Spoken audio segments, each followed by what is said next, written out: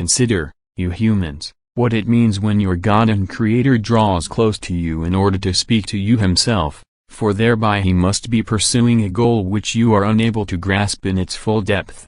I bend down to you myself in order to speak to you, thus it must be very important that you hear my word, that you receive certain knowledge from me because I deem the latter necessary. I don't just pass on admonitions or warning to you but try to raise your degree of realization and provide you with instructions of how the latter can be accomplished. First I want to remove the darkness in which you live, and thus I also want to tell you what is causing this darkness and how you can resolve it. I want to enlighten you because the darkness is a wretched state for you given that in darkness you cannot find the right path to the light of day. You renounced all light, all realization.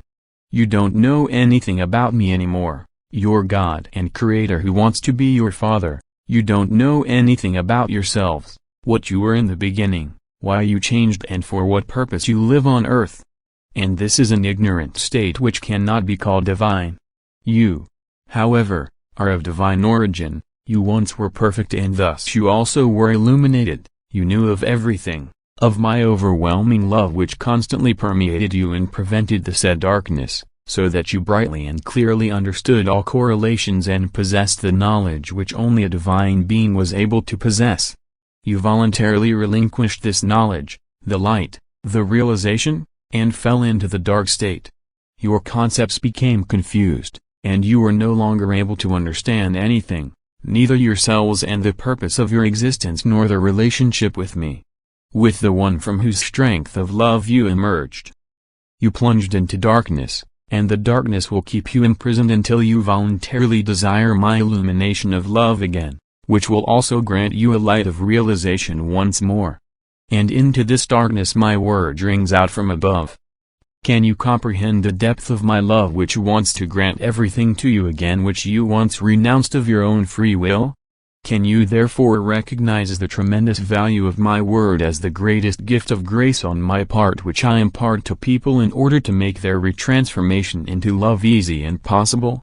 I am speaking to you directly. I am bridging the vast gulf which still exists between us and I am sending a flow of grace from the kingdom of light onto earth, which is intended to irrigate and revitalize the extensive spiritual drought on the dark earth. I want to change the miserable state people live in and present them with the help to find their way out of the state of darkness by sending them a beacon of light if only they are willing to accept it and allow it to illuminate their future path of earthly life, so that they will find their goal for sure, which will only ever be in the light and never in darkness. It is a greater than great act of compassion which I bestow upon humanity that I offer those who once rejected the light of love, the same light of love again, that I send it to earth despite the fact that people don't express any desire for it apart from a few, whom I use as go-between bearers so that they will carry the light where darkness still prevails.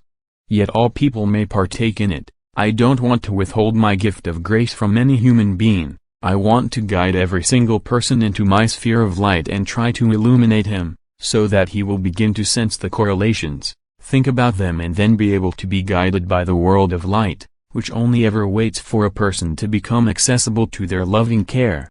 And I will keep radiating light down to earth, for the darkness will continue to intensify before the end, but the light will shine for anyone who desires it.